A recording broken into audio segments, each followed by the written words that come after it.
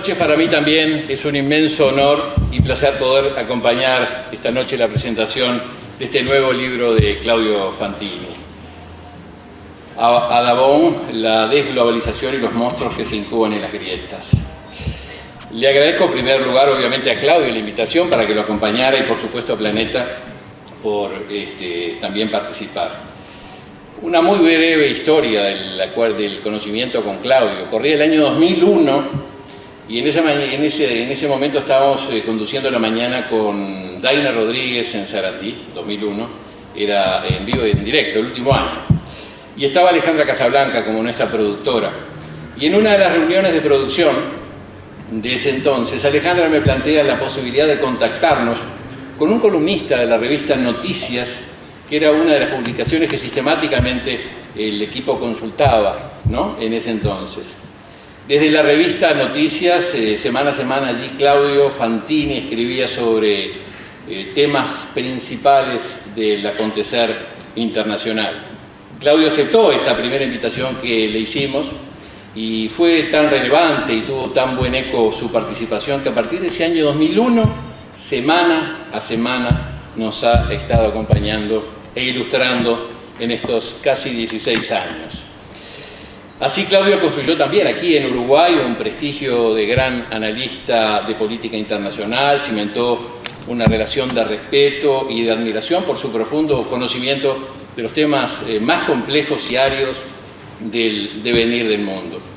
Luego se agregaron sus columnas en el diario El País, el dictado de numerosas conferencias que numerosas instituciones lo invitaron, de forma que se fue conformando Claudio también un referente ineludible en nuestro país a la hora de analizar y de entender lo que pasa en el mundo. Son entonces 16 años de columnas semanales de Claudio en Sarandí, 16 años pródigos en hechos internacionales, ¿no? Desde el año 2001, si tomamos por ejemplo lo ocurrido el 11 de septiembre de ese año con el atentado de las Torres Gemelas en Nueva York, que marcaría un antes y un después por las implicancias que ese atentado generaría en el mundo. Una de las grietas más relevantes generadas ya mismo al comienzo del siglo XXI. Grietas que se ensanchan y que se profundizan cada vez más, ¿no? Ya al comienzo del prólogo del libro de Claudio plantea su dilema cuando decía estas hojas están yendo a la imprenta y está por asumir o está asumiendo Donald Trump y es como una incertidumbre que se nos viene sobre el mundo, ¿no? Y los primeros meses de Donald Trump, ya Claudio va a estar comentando eso, son por demás elocuentes, ¿no? Las provocaciones a México a los pocos días, antes y después de asumir, el desaire al primer ministro de Australia cuando le corta el teléfono, los desplantes a Angela Merkel, a Naciones Unidas, a la OTAN, y en particular los últimos días, ¿no?, con los episodios ocurridos con el bombardeo a esa base aérea del gobierno sirio en represalia por el uso de armas químicas, una acusación todavía no probada, mientras, y Claudio lo analizaba la otra semana, la famosa torta de chocolate con esa frivolidad que él lo explicaba en una entrevista, conjuntamente cenando con el presidente de China, y por supuesto la bomba de Afganistán y demás. El drama y la incertidumbre que se plantea en el mundo con el avance, plantea Claudio en su libro En Oriente, del fundamentalismo musulmán, el terrorismo yihadista. Hoy hubo un atentado ahora en París, un muerto, casi dos, no estaba confirmado el segundo. Uno es seguro. Uno seguro. Y bueno, el surgimiento de los populismos en Occidente y mismo en Francia, ¿no? El domingo tendrá una prueba allí qué va a pasar con las elecciones. El flagelo de la corrupción que está golpeando muchísimos países, por ejemplo lo que está ocurriendo aquí cerca, en Brasil, ¿no? Prácticamente todo el sistema brasileño está en el banquillo de los acusados por el tema de la corrupción, no se salva a nadie prácticamente. La caída del pedestal de figuras de la envergadura de Lula da Silva, ¿no?, aquel trabajador emblemático, como tú lo planteabas, que llegó de la mano de su Partido de los Trabajadores a ser 2 veces presidente de Brasil, hoy es cuestionado y acusado, deberá probarse, pero está en el banquillo de los acusados por corrupción también. En definitiva, es un libro que aporta a la información y a la formación, que compromete opinión, es un libro removedor que expone los principales dilemas que enfrenta el mundo hoy, que muestra de forma cruda las debilidades que muestran hoy los países democráticos. Una cuidadosa síntesis de las complejas interrelaciones de la política internacional, con citas relevantes que aportan al análisis histórico, político y sociológico. En definitiva, mi enfática recomendación para la lectura de este libro, un libro imprescindible para los que quieren conocer y profundizar sobre la compleja política internacional. Muchas gracias.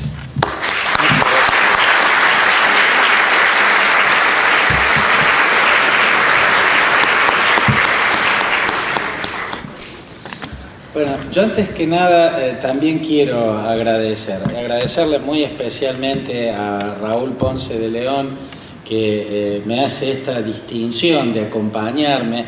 Yo me daba cosa molestarlo para pedirle, pero bueno, me animé y además de un gran periodista, y esto no lo digo yo, lo escucho por todas partes cada vez que vengo a Uruguay y me muevo por los medios periodísticos. Además de un periodista muy querido por lo profesional, es muy querido como persona también, ¿no? Lo cual para mí es un valor añadido. Uno a esta altura de la vida es como que necesita acercarse a la buena gente, ¿no? Y Raúl, además de un gran periodista, además de tener yo el honor de participar en un equipo de consagrado, en un programa prestigioso que tiene una gran audiencia, bueno, además de eso, o sea, además de capos como periodistas, son flores de tipo, ¿no? Y él me ha hecho el honor, la distinción de venir esta tarde a acompañarme. Y también quiero agradecerle a Editorial Planeta, muy especialmente a Claudia Garín, a todo ese equipo estupendo que tiene, que me han acompañado y que realmente tratar con ellos es un gusto, es verdaderamente un gusto. Un equipo que ha estado desde ayer, ha andado conmigo recorriendo medios en una maratón interminable y les quiero agradecer a Lucía, a Jimena Maresco y bueno, y a todos los demás el nombre de Claudia Garín, con quien es un placer tratar verdaderamente. Entonces, con ellos y gracias a ellos pude hacer este libro que también sale en otros países, incluido el mío, por supuesto, y que resume un puñado de ideas y miradas sobre un momento muy particular de la historia. Y una parte de este libro, que señaló también Raúl en este completo raconto que hizo, demasiado generoso para el valor del libro, pero completo sí, en una parte hay una suerte de teoría de la historia, Él nombró a John Rawls. Yo siempre, o desde hace mucho, me he sentido rawlsiano. John Rawls es un filósofo que ha tenido una gran influencia en mí y que yo quise mencionar y de algún modo hacerlo presente, porque me parece que a esta altura de la historia lo que le está pasando al mundo está reclamando que su filosofía sea restablecida y que los valores que él expresó vuelvan a ser difundidos y no enterrados como lo fueron apenas terminó la Guerra Fría, y es como que al mundo capitalista le salieron los colmillos y salió a devorar gente. Entonces sacó adelante a todos los teóricos que en el terreno liberal habían sido los contestadores de Rawls, los anti-Rawls, Nozick, von Hayek, Buchanan, ¿no? De repente el mundo empezó a promover a todos aquellos que salían a cuestionar a ese gran filósofo del pensamiento liberal, que pensó un pensamiento liberal en el cual la libertad individual y pública, los derechos individuales y públicos tuvieran el mismo peso que el valor de la equidad. Él quiso una sociedad de hombres libres y también iguales. Entonces yo, para llegar a John Rawls, cuyo libro, obra máxima que Raúl acaba de citar, La teoría de la justicia, fue publicado en 1971. Luego, en la década de los 80, publicaría Liberalismo político, ¿no? Para llegar a John Rawls y la teoría de la justicia, yo parto osadamente de una posición propia respecto al contractualismo, o sea, a las visiones filosóficas que establecen o que toman como instrumento la idea de un contrato social. Ya voy a explicar a qué me refiero,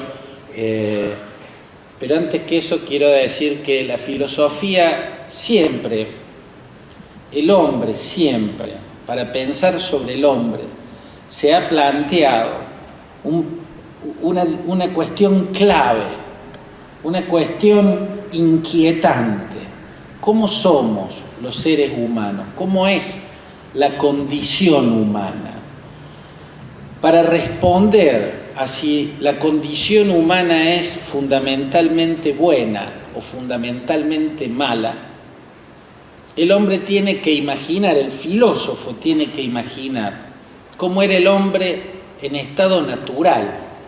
Nosotros conocemos al hombre social que somos nosotros, pero hay un hombre presocial. Entonces, la filosofía plantea que ese hombre presocial, ese hombre que existió antes de que exista la propiedad, la ley, el Estado, las leyes para regular la convivencia, ese hombre nos va a mostrar si el ser humano es bueno o si el ser humano es malo. ¿Cuál es el instinto que predomina? Es algo que se va a ver, plantea la filosofía prácticamente de sus orígenes, si logramos vislumbrar cómo era el hombre natural. Allí, en aquel momento presocial, antes del comienzo de la historia, la naturaleza humana al descubierto. Hace pocos días, en la ciudad en la que yo vivo, ocurrió un hecho terrible, monstruoso, que posiblemente ustedes hayan visto también en las pantallas. Dos clubes de Córdoba jugaban, Belgrano y Talleres, y en las tribunas ocurrió un asesinato, pero un asesinato cuya gravedad se multiplica inmensamente cuando uno se asoma a lo que ocurrió y cuando ve esa escena, ese vía crucis extraño de un hombre que va bajando de una tribuna, ¿no? Y todos lo van golpeando hasta que los últimos lo agarran y lo echan hacia abajo, lo arrojan de ese plato de la tribuna, lo arrojan, cae y muere. Y muerto ya en el suelo, le roban las zapatillas. Yo de chico era hincha de Belgrano. Si a mí me preguntan de quién soy hincha, yo digo de Belgrano. Hace mucho que el fútbol dejó de interesarme. También cuando era chico jugaba al fútbol y me gustaba ir a ver a Belgrano con un tío que me llevaba de niño. Pero me gustaba también jugar al rugby y me gustaba ir a ver con mis padres, que también habían jugado los partidos de rugby. Desde hace mucho tiempo yo nunca logré sentir atracción desde hace mucho tiempo por la selección argentina de fútbol. La única selección argentina que yo sigo es los Pumas, el equipo de rugby. Pero yo creo que ya, porque hasta ahora siempre que me preguntaban de qué cuadro sos, yo decía de Belgrano. Ahora ya no tengo ganas de decir de Belgrano. Pero en realidad lo que ocurrió no fue una tragedia del club Belgrano, ni siquiera una tragedia del fútbol. No fue una muestra de que los hinchas de Belgrano son tan salvajes como para matar a una persona porque sí, porque uno pegó el grito de que era un hincha de Talleres infiltrado. y bastó eso para que lo lincharan hasta matarlo. Uno podría decir, bueno, si esto quiere decir que los hinchas de Belgrano son salvajes, bueno, el problema queda en los hinchas de Belgrano, pero es una estupidez afirmar eso. Afirmar incluso que el fútbol lleva a los violentos es una estupidez. Incluso señalar que la sociedad está produciendo esos hechos increíbles de violencia es limitado. Esa imagen, ese extraño vía crucis de una historia que termina siendo shakespeariana. Resulta que el muchacho vio en lo alto de la tribuna a quien había asesinado a su hermano hacía un par de meses. Subió para increparle, para gritarle asesino. Entonces el otro, asustado porque lo golpeara el hermano de su víctima, dijo, mátenlo, este es de Talleres. Y empezaron a matarlo. Y este muchacho empezó en ese vía crucis, un largo recorrido tribuna abajo, donde todos lo golpeaban y el que no lo golpeaba no hacía nada por defenderlo. Hasta que llegó al último, ya donde está el balcón y de ahí viene el abismo, y lo tiran. Ya quienes lo tiraron ni sabían por qué lo estaban tirando. Sencillamente le estaban pegando y todos sumaban sus golpes en vez de sumarse a defenderlo. Y me pareció ver en esa postal que la razón no la tenía entre los filósofos contractualistas, los que mejor plantearon el contrato social, los que como Rousseau señalaban que en el estado de naturaleza el hombre es bueno, es solidario, y después apareció la propiedad privada y por ende la ley y el Estado para protegerla, entonces el hombre se pervirtió. El hombre es naturalmente malo y socialmente pervertido. Hobbes tenía una visión exactamente opuesta. En su gran obra, El Leviatán, sentencia Homo hominis lupus. El hombre es el lobo del hombre. El hombre en estado natural tiende a saquear, a atacar, a apropiarse, a lastimar al otro. Por lo tanto, el contrato social, la creación del Estado, es para proteger a los hombres de los hombres mismos. El hombre cede libertad en ese contrato social y como que en contraprestación recibe del Leviatán, del Estado, una protección. Bueno, me parece que la imagen de la cancha, de la tribuna de Belgrano le daba la razón a Hobbes. Vimos lo peor de la condición humana en una breve historia shakespeariana que mostró lo peor de la condición humana. Todos linchando porque sí, los primeros porque se trataba de un hincha de Talleres, los siguientes porque le estaban pegando, entonces se sumaron a pegarle, y los que finalmente lo arrojaron desde la tribuna sin saber por qué, y quienes tuvieron la indecencia de a ese cuerpo agonizante robarle las zapatillas. Esa fue como una imagen terrible. Entonces, mucho antes que esto, cuando yo me senté a escribir este libro y me propuse elaborar un esbozo de teoría de la historia para desembocar en Rawls,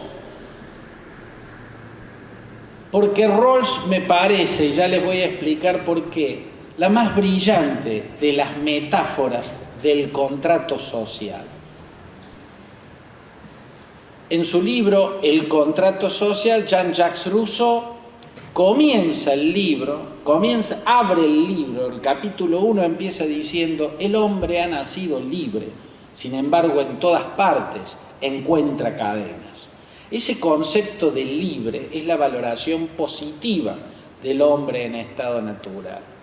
Hobbes, como muchos siglos antes, Irineo, un miembro de la escuela de la patrística, de los padres fundadores de la Iglesia, de la filosofía cristiana, había descrito al hombre como los peces, se devoran los unos a los otros, los más fuertes o los más grandes devoran a los más pequeños. Rawls va a hacer la lectura más equilibrada, pero yo comienzo desde lo que yo considero que es la primer metáfora del contrato social. La primer metáfora del contrato social no es el hombre lobo del hombre, ni tampoco la que plantea Rousseau en el contrato social. Él plantea un imaginario momento que ocurre en una etapa de la historia cuando a un primer hombre se le ocurre cercar un terreno un territorio y decir: este territorio es mi propiedad, por lo tanto no atraviesen este cerco porque esto es mío. Señala Rousseau, si en ese momento los otros hubieran tenido la razonabilidad de echar ese cerco por tierra y decirle: no, esta tierra no es tuya porque todo lo de la naturaleza no es de nadie en especial, sino de todos, nunca hubiera habido Estado, nunca hubiera habido ley y el hombre hubiera seguido siendo libre y naturalmente bueno. Como no fue la reacción que tuvieron los hombres, sino que dejaron ese cerco en pie y empezaron a crear otros cercos y a apropiarse de sus propias tierras, el hombre se convirtió en propietario y por ende apareció el desposeído.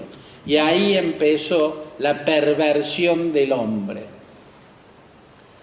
Yo me atrevo a plantear en mi libro que antes que esas brillantes metáforas del contrato social, para tratar de imaginar el momento en el que el hombre sale del estado de naturaleza, donde su condición humana estaba a la vista, algunos la consideran mala, otros la consideran buena, pero estaba a la vista, yo creo que hay una metáfora más en el fondo de la historia. La primera metáfora del contrato social, explico en Abadón, es Moisés y la tabla de los 10 mandamientos.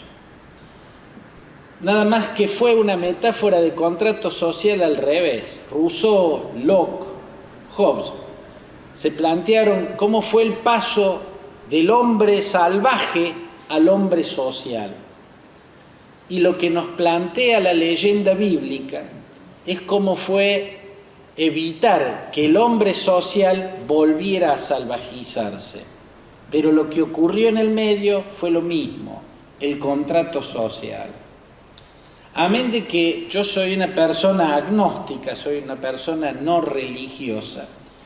Al momento de considerar la historia, yo la analizo desde mi ciencia, la ciencia política. Por lo tanto, si yo fuera religioso, explicaría exactamente lo mismo que voy a explicar ahora.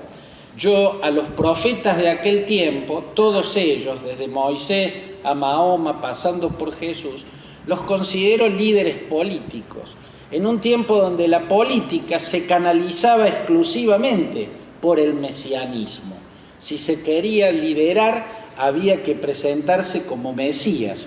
Si se quería proponer un modelo de sociedad y de estructura de poder, había que describir un tipo de Dios y un modelo celestial. Y así se canalizó el pensamiento político y social durante milenios, prácticamente hasta la Revolución Francesa. Entonces yo voy a analizar a Moisés, del mismo modo que analizo a Mahoma, como un líder político. Moisés era un líder político que tenía un problema. Su nación, la nación que lideraba, se estaba disolviendo, se estaba salvajizando, ¿no? En ese errar en el desierto. Se estaba volviendo al estado de naturaleza. Entonces él tuvo que preguntarse cómo evitarlo. Su liderazgo, su autoridad se estaba licuando en el desierto, porque sus guiados, los judíos, empezaban a salvajizarse, entonces empezaban a volverse lobos de ellos mismos y se robaban, entonces se armaba una trifulca y quedaba en un tendal de muertos, se violaban una hija o la esposa del otro y otra trifulca y otro tendal de muertos, se asesinaban, bueno, entonces se iba convirtiendo en una guerra de todos contra todos, con la cual el pueblo judío estaba por desaparecer en el desierto. y por ende hubiera desaparecido el nacimiento de la civilización universal, de la civilización occidental. El líder, cuyo liderazgo se disolvía porque su pueblo se salvajizaba, se recluye a pensar. Sube al monte Sinaí y piensa cómo reconstruir su liderazgo. Y tiene una brillante idea. Tal vez la única que podía tener para evitar lo que quería evitar. Entonces baja y dice, no debemos hacer esto, no debemos hacer esto, no debemos hacer... Inventa el no. Inventa la ley. Pero la ley no puede regir sin un poder coercitivo que la imponga. Si yo cometo un delito y el juez que me juzga no tiene un poder policial que luego me lleve a la cárcel si me encuentran culpable, cuando me diga, bueno, lo declaro culpable, por lo tanto ahora sale, va por la 18 de julio, se toma el ómnibus 57, se va hasta el penal de Barrio San Martín, en el tercer piso está del pabellón 2, está la celda número 503, se me encierra ahí durante 5 años, que es la condena. No voy a ir. O me llevan por la fuerza o no voy. La ley, sin poder coercitivo, no se puede aplicar. Y Moisés no tenía poder coercitivo. No disponía de una fuerza para imponer esa ley. Entonces, si no la podía imponer en la vida terrenal, él planteó el castigo post-mortem. Cuando le dijeron, ¿y por qué no podemos robar, no podemos matar, no podemos desear la mujer de nuestro prójimo? ¿Qué pasa si violamos esas leyes que nos estás planteando? Y recibiréis un castigo a eternidad, porque Jehová es el que plantea estas leyes. Estas leyes son de Jehová. Jehová pasaba a ser el Estado. No tenía ninguna otra oportunidad, no tenía ninguna otra posibilidad de lograr lo que logró. Y lo que logró es que ese pueblo en salvajización detuviera su salvajización y se atuviera al cumplimiento de esos no. Con solo mirarlos uno ve que están relacionados a los problemas que originaban trifulcas y dejaban tendales de muertos. Si no, lo lógico es que después del mandamiento que dice no desearás la mujer de tu prójimo, lo lógico sería que venga otro que diga no desearás el hombre de tu prójima. Pero no era un problema que la mujer deseara al hombre de la prójima, porque lo que generaba trifulca es cuando un tipo le violaba a la hija o la madre, o le quitaba a la esposa, y no cuando una mujer iba y le coqueteaba con el novio a otra. ¿Se dan cuenta? Esa genial idea, para mí es la primer metáfora de contrato social. Y con esa metáfora de contrato social, o en esa metáfora de contrato social, arguyendo la única posibilidad coercitiva que tenía, que no era en este mundo, tenía que ser en otro, porque en este mundo él no tenía policía, no tenía con qué hacerlo cumplir. Pero la amenaza tuvo efecto.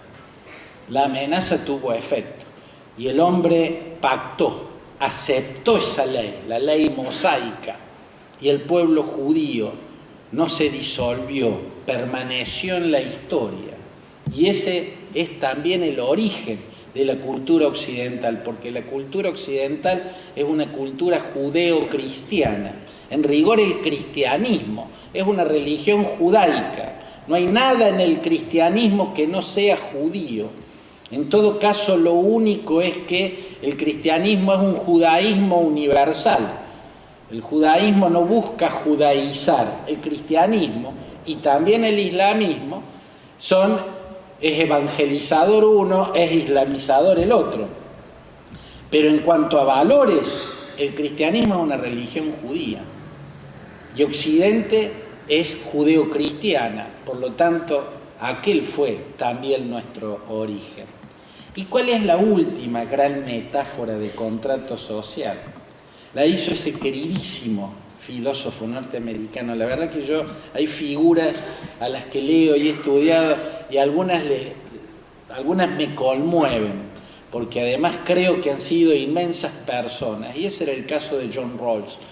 Rawls se escribe con W, un profesor de Harvard, que era un pensador, un profesor de filosofía, que era un pensador liberal, pero era un humanista, ¿no? Y elaboró lo que él consideraba una teoría de la justicia para que una sociedad de hombres libres, para que una sociedad liberal sea también una sociedad equitativa. Como para eso tenemos que proponer, para decir cómo debe ser la sociedad, los líderes de los tiempos en que la política era exclusivamente mesiánica. Por lo tanto, si yo quería liderar, tenía que plantearme como el elegido el ungido, y hablar como un profeta y profetizar. No había otra forma, no existían los partidos políticos, no existía el decir, mire, yo creo que nos tenemos que organizar porque esto es más justo que esto otro. No, uno tenía que plantear una idea de un Dios, ¿no? y una idea de lo que ese Dios entiende por el hombre y quiere para el hombre, ¿no? Bueno, en los tiempos posteriores, la forma es el contractualismo, es imaginar una sociedad, pero para poder diseñar una sociedad tenemos que saber cuál es la naturaleza. Si tengo que hacer una jaula, tengo que saber si ahí voy a poner un canario o voy a poner un cóndor, ¿no? Porque va a depender de eso. Si voy a hacer convivir animales en un corral, tendré que saber qué animales puedo poner a convivir, y no voy a poner un lobo y también una gallina, ¿no es cierto? Entonces tengo que saber cómo era el hombre en estado natural, o tengo que tratar de imaginarlo. John Rawls elaboró una metáfora fantástica. Primero porque es profundamente realista. No idealiza una supuesta condición humana marcada por la bondad, la generosidad. El hombre en estado natural estaría mimando al otro hombre, socorriéndolo, ayudándolo. Imagino al hombre como un ser en el que habitan solidaridades y mezquindades. Imaginamos un ser medianamente bueno y también medianamente ambicioso, mezquino. Y trato de imaginar un hombre lo más real, lo más parecido a los hombres que él conocía, a los hombres que se conocen, a los hombres que somos. Y planteó la siguiente metáfora. En Teoría de la Justicia, este libro publicado en 1971, la explica maravillosamente. Esa metáfora del contrato social lleva el nombre de el velo de la ignorancia. Hobbes imaginó hombres asustados porque son todos lobos de ellos mismos, entonces buscan hacer un pacto que se parezca a un armisticio. Che, a ver, ¿cómo acordamos para no aniquilarnos entre nosotros? Démosle todo el poder a él, entreguémosle todas nuestras armas a él, y que él sea el que rija sobre nosotros, el que impere sobre nosotros. Bien. Rousseau imaginó el hombre que levantaba el cerco y se apropiaba, creaba la propiedad, y junto con la propiedad nacía el Estado. Rawls imaginó seres que debaten en una asamblea sin saber nada de sí mismos, ignorando todos de sí mismos. Vamos a suponer que somos la asamblea rawlsiana, ¿no? Y debatimos en una absoluta oscuridad. Solo tenemos nuestro pensamiento, pero ninguno de nosotros sabe nada de sí mismo ni de los otros. Si yo estoy debatiendo como si fuera una mente flotando en la oscuridad y no sé si soy rico o si soy pobre, si soy hombre o si soy mujer, si soy fuerte o si soy débil, si soy bello o si soy medio fieruchón, si no sé nada de mí mismo, y nadie con los que dialogo y debato en esta asamblea para crear las normas de nuestra convivencia, nadie sabe nada de sí mismo, todos debatimos tras el velo de la ignorancia, esa es la imagen que hace Rawls, el velo de la ignorancia, todos vamos a acordar necesariamente dos principios. El primer principio es el de la libertad total. Ese es un principio irrenunciable del hombre. Este aquí, el Rawls liberal. El segundo principio es el de la equidad. Si yo no sé si soy rico o pobre, lo que propongo va a ser que la riqueza es posible, o sea, voy a decir que la desigualdad exista. Ya veo que soy rico, no me voy a quitar el derecho a mi riqueza, pero como no sé si soy pobre, a la riqueza le voy a poner un deber. La desigualdad se justifica y debe existir en tanto y en cuanto sea útil para los débiles, por si yo soy un débil. Entonces, todos nosotros, desde su ignorancia de sí mismos y de todos los demás que estamos debatiendo tras el velo de la ignorancia, sí y solo sí vamos a caer en esos dos principios. Primero, acordamos que somos totalmente libres. Yo no quiero que ninguno de los otros me domine. Segundo, acordamos la desigualdad por si somos los aventajados, pero acordamos la ética del socorro como una obligación de la desigualdad por si somos los desventajados. Se puede ser rico en tanto y en cuanto la riqueza sea útil también para el que no lo es.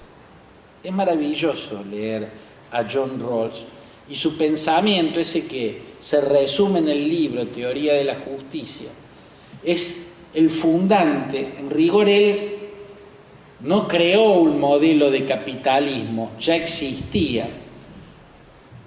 El welfare state o estado de bienestar, si se quiere, había comenzado en la Alemania de finales del siglo XIX, la del canciller de hierro, Otto von Bismarck, ¿no? Aquel que construyó el primer imperio alemán, pero también hizo las primeras políticas sociales, hizo el primer estado social, porque entendió que el desequilibrio, la desigualdad, era un valor negativo para la sociedad. Pero luego, en los Estados Unidos, el país de John Rawls, tuvo en el pensamiento liberal desde el comienzo grandes pioneros. En la presidencia de Woodrow Wilson, con la que se inicia el siglo XX, se impulsa la llamada New Freedom, que fue un primer acercamiento a lo que luego, en los tiempos de Franklin Delano Roosevelt, sería el welfare state, el estado de bienestar. Un estado capitalista de hombres libres, pero donde la equidad estaba presente. Y fue el estado de bienestar en Estados Unidos y en Europa occidental, el capitalismo que ganó todas las guerras, el capitalismo que derrotó al comunismo, derrotó todos los totalitarismos. Aquel fue el capitalismo más vigoroso, porque era un capitalismo sin grandes desigualdades. En ningún país comunista el obrero que mejor ganaba iba a estar mejor que el obrero que peor ganaba en los países desarrollados del capitalismo, del estado de bienestar. Lo que hizo John Rawls fue darle una teoría filosófica, fue darle un marco filosófico y jurídico, porque es también un libro de filosofía del derecho, ¿no?, al welfare state, a algo que ya existía. Terminó la Guerra Fría, el capitalismo dejó de sentirse amenazado y empezó a promoverse el ascenso del liberalismo que actualmente se conoce como neoliberalismo, aquel que no tiene el afán por la equidad, la valoración por la equidad que domina tan fuertemente como la idea de libertad y la valoración de la libertad en el pensamiento de John Rawls. Entonces, uno ve cómo de repente hoy son más conocidos filósofos y economistas como Robert Nozick, como Frederick von Hayek, como James Buchanan, que en realidad su labor fue salir a responder y a criticar a John Rawls, ¿no? Para ellos, el fomento de la equidad en sí mismo ya era un atentado contra la libertad. Yo creo que este mundo, por eso Abaddon lo recuerda y lo evoca a John Rawls, a este profesor de la Universidad de Harvard, porque este mundo está atravesando un momento de la historia en el cual la encrucijada es precisamente una característica muy particular que ninguna sociedad y ningún modelo político y económico está sabiendo resolver. Así como a partir del siglo XVIII, con la revolución industrial, nace el capitalismo, y en el siglo XIX la revolución industrial y el capitalismo van a ser el salto en la creación de riqueza más grande que se hubiera conocido en toda la historia.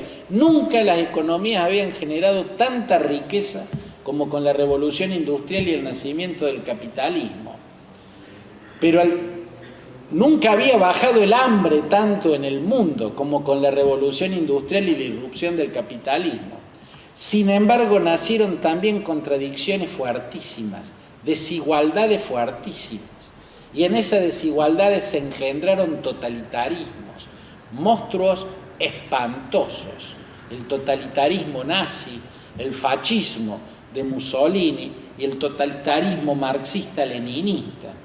En la Unión Soviética, en China, en la Camboya de Pol Pot y en tantos ejemplos más que podríamos poner en el mundo.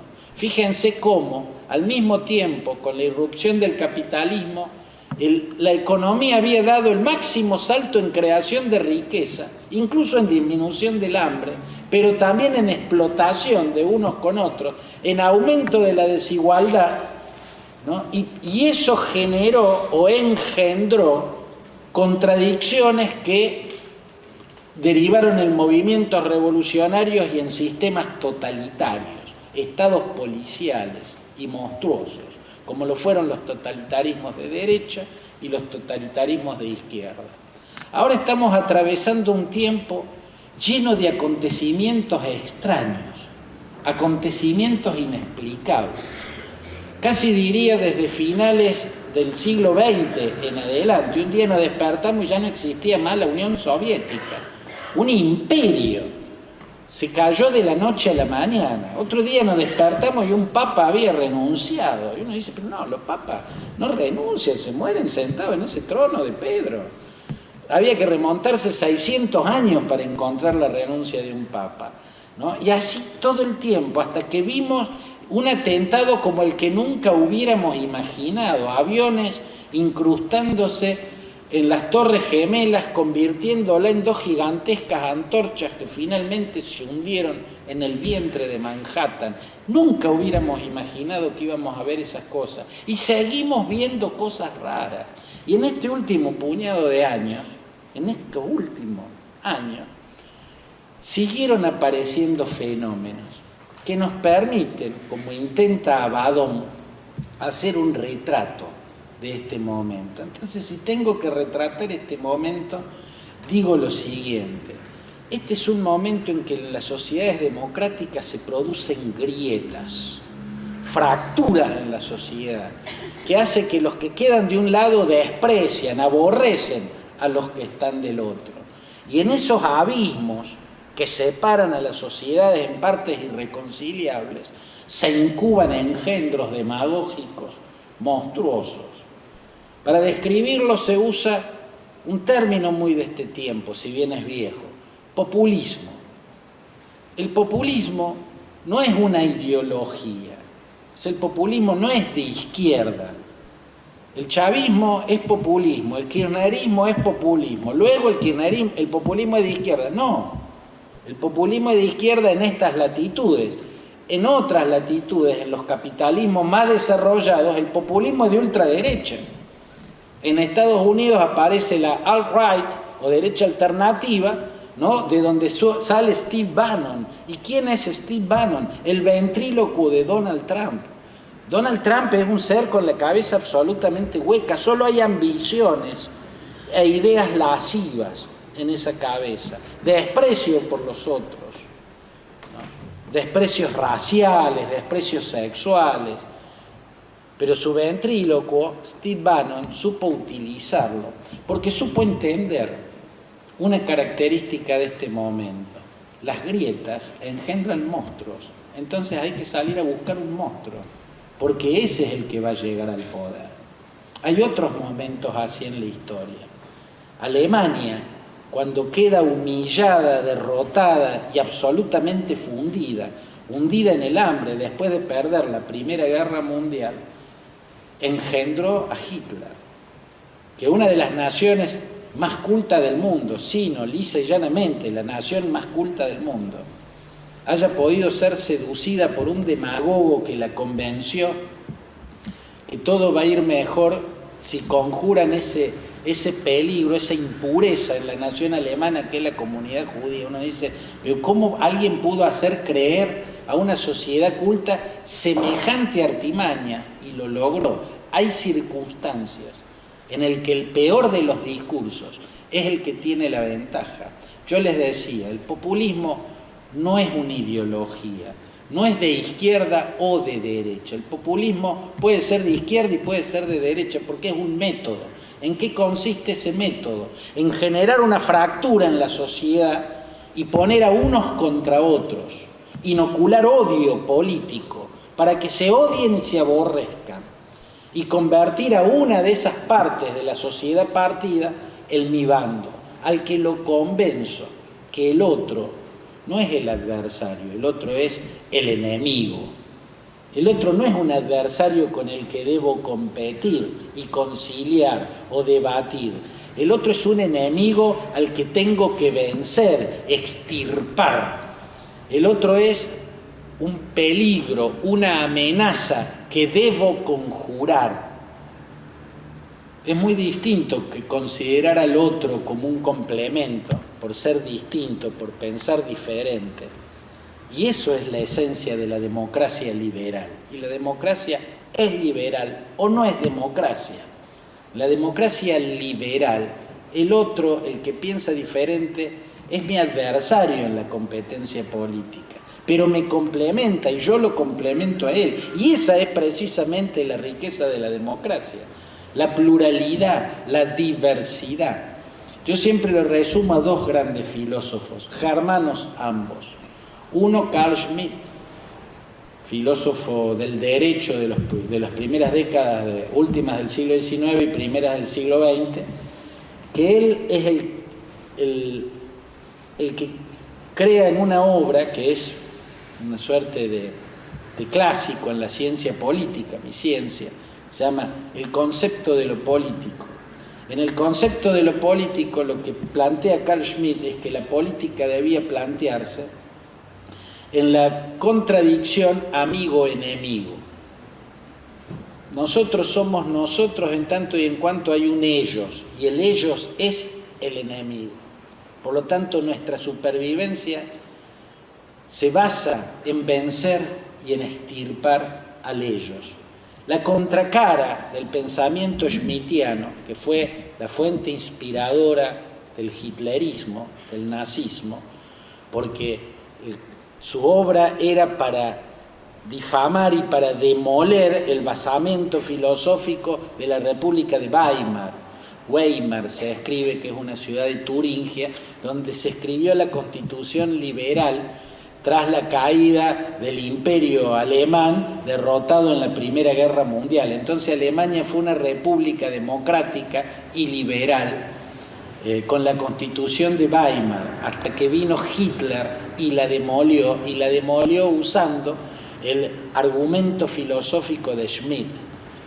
La contracara del nosotros y ellos, de la dicotomía amigo-enemigo, fue Martin Buber, otro filósofo alemán, más específicamente austríaco, en todo caso germano, pero austríaco, que escribió entre sus muchos libros uno que se llama el Ich und Du, o Ich und Du, el yo y tú, en el cual el yo y el tú son complementarios, no son antagónicos. Yo soy yo porque hay un tú, por lo tanto yo necesito al tú, necesito al diferente. La democracia liberal se nutre del Ich und Du de Martin Buber y debe defenderse del amigo-enemigo de Carl Schmitt. Cuando las sociedades atraviesan instancias como la que está atravesando este momento raro y oscuro de la historia, en el que se producen brechas, Carl Schmitt empieza a ganarle la pulseada a Martin Buber, empieza a sacarlo del escenario y empieza a reinar. Por eso las sociedades se parten y en esas grietas se incuban monstruos demagógicos que vienen a plantearnos un enemigo al que hay que abatir, como Hitler planteó como enemigo al judaísmo, una cosa delirante, y los aniquiló. Entonces viene Donald Trump y plantea que el enemigo es México. Uno dice, ¿pero cómo? ¿Pero cómo puede plantear algo tan absurdo, hasta diría tan imbécil, y lograr votos con eso? Plantea que el enemigo son los productos que vienen de China, plantea levantar muros, el muro como una metáfora del aislamiento, del defendámonos del resto del mundo, un muro para que no entren ni las personas ni los productos del resto del mundo. ¿Cómo podía ganar algo tan delirante? Lo que yo describo como una utopía regresiva.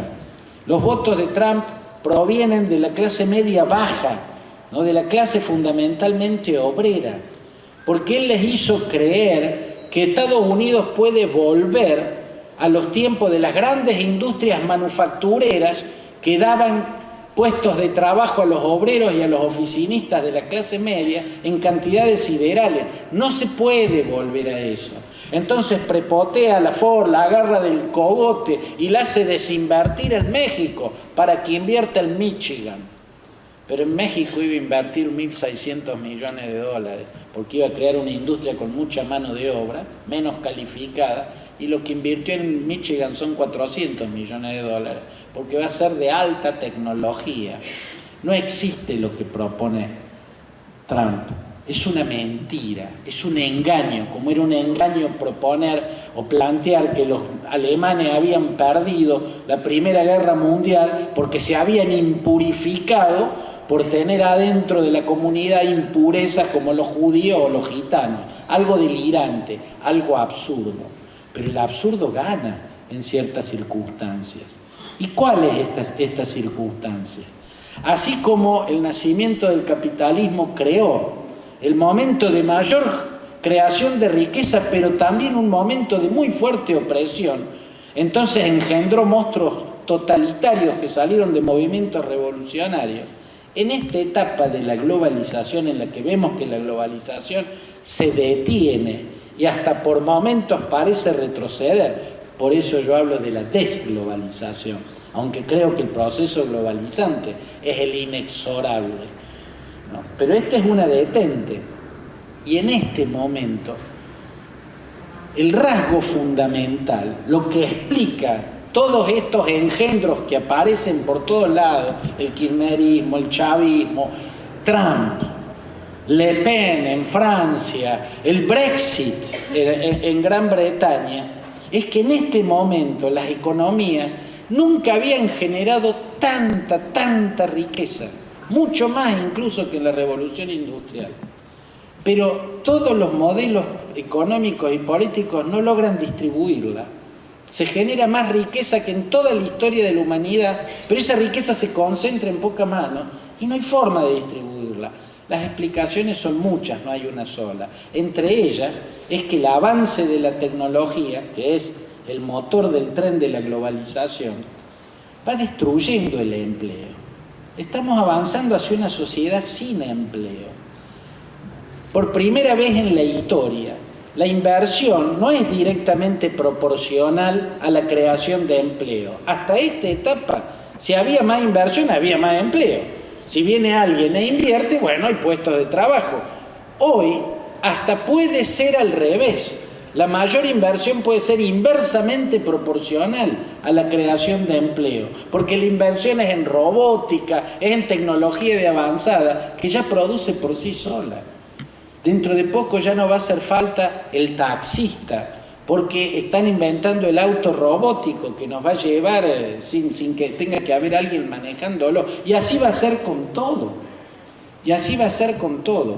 Entonces, en esta disyuntiva, en este momento, el hombre crea riquezas como nunca, pero las distribuye peor que nunca.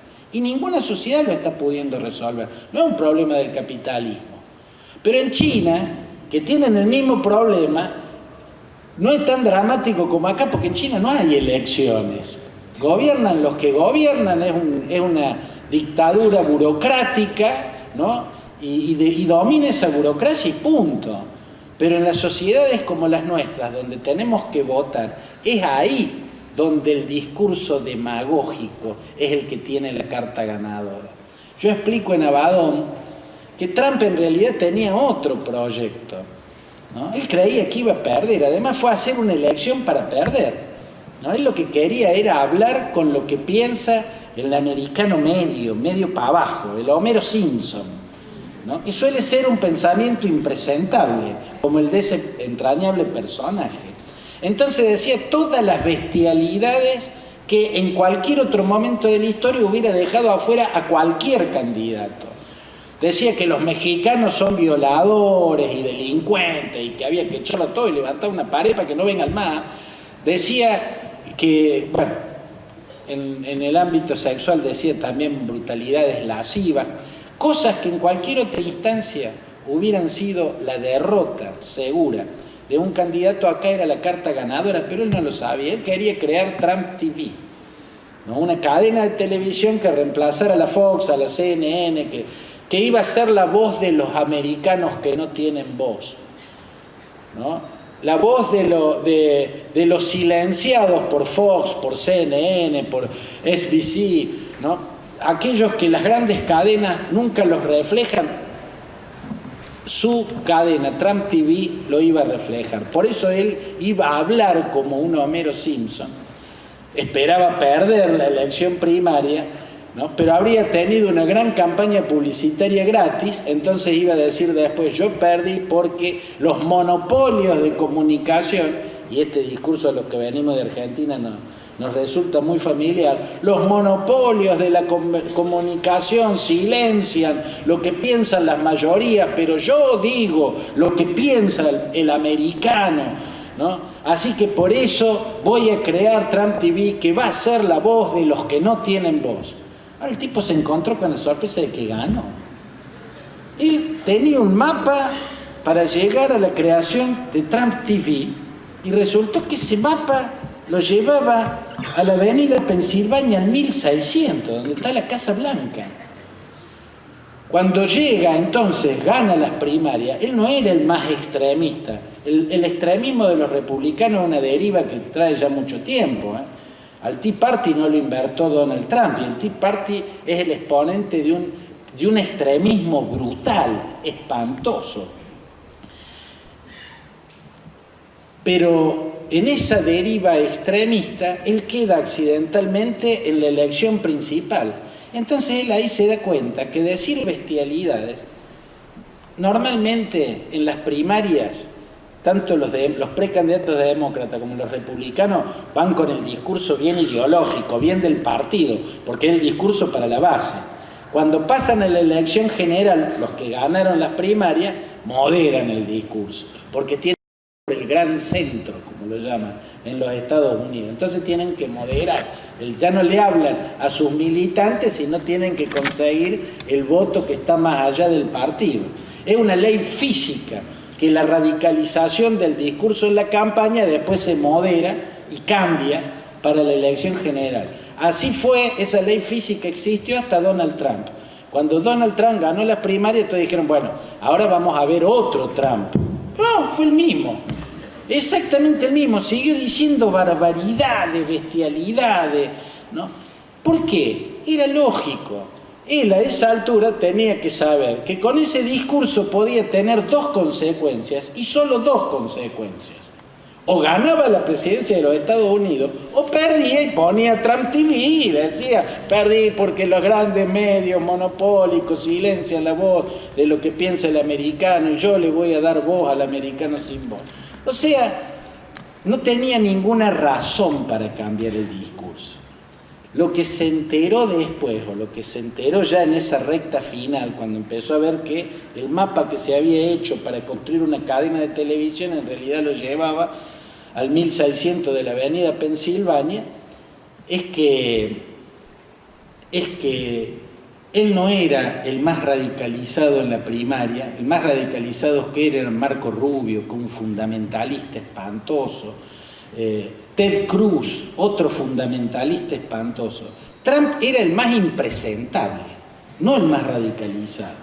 Y por ser el más impresentable, es que ganó. Si no lo hubiera sido, no hubiera ganado. Acá vamos a aclarar que, por cómo es el sistema norteamericano, en ciertas situaciones de paridad puede terminar como presidente el que salió segundo en el voto directo de los ciudadanos. Ocurrió 5 veces en la historia, 3 de ellas en el siglo XIX, 2 en el siglo XX. Bush hijo, cuando le ganó a Al Gore, a pesar de que Al Gore tenía 500.000 votos directos más, y ahora Trump. Pero Trump tuvo 3 millones de votos menos que Hillary Clinton. 3 millones.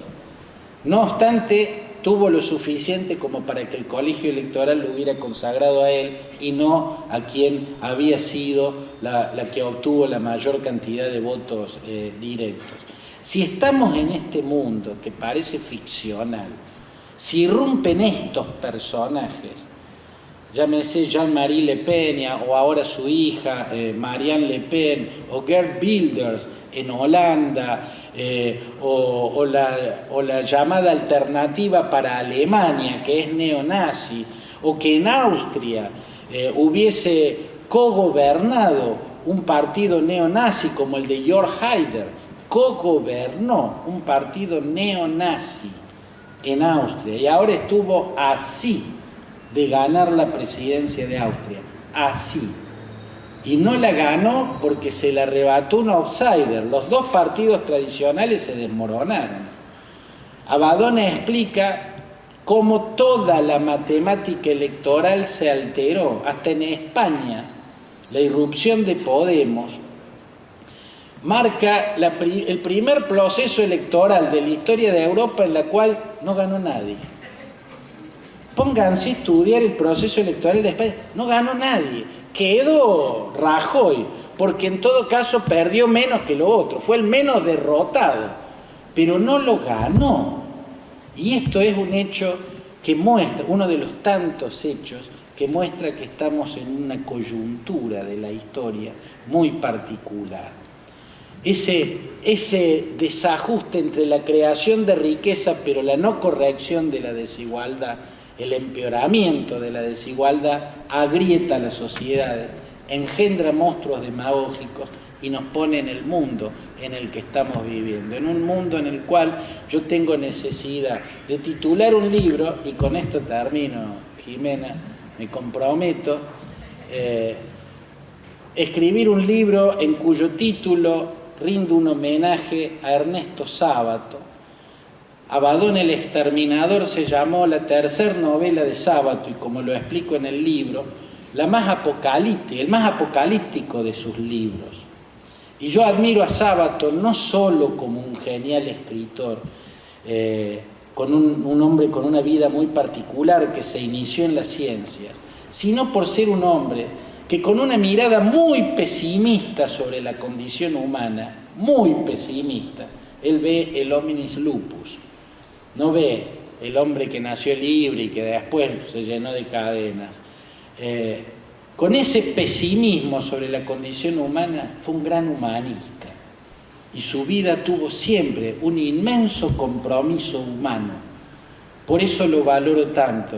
Y le dedico a Abaddon, a Ernesto Sábato, y a ese queridísimo filósofo que yo creo que tendría que ser el filósofo más popular de estos tiempos. Lamentablemente son tiempos que promueven el pensamiento fácil, que promueven los que hablan de banalidades. Y este es un tiempo en el que necesitamos a pensadores de la libertad y de la equidad, como mi querido John Rawls. Muchas gracias por la paciencia, muchas gracias a Raúl por acompañarme y a la gente de Planeta por ese estupendo equipo. Muchas gracias, Uruguay.